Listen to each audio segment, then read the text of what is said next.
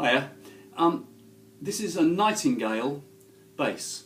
It's 0012, so it's a very early one, and it was made by Nightingale, and at the time Bernie Goodfellow was part of the setup.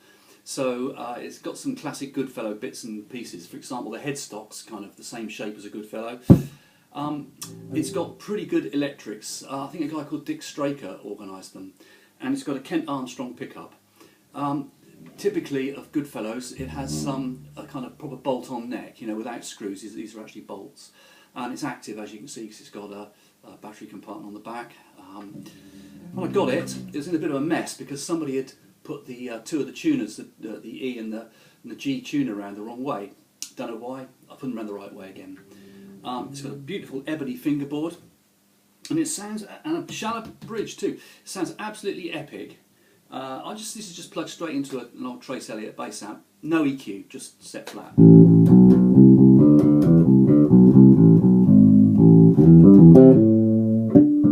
That's with the EQ set pretty flat on it. You can boost the treble and get a...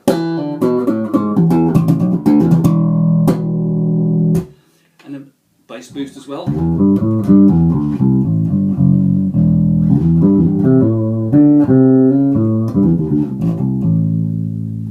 I think it's great. It sounds fantastic. You can roll the treble right off, get a...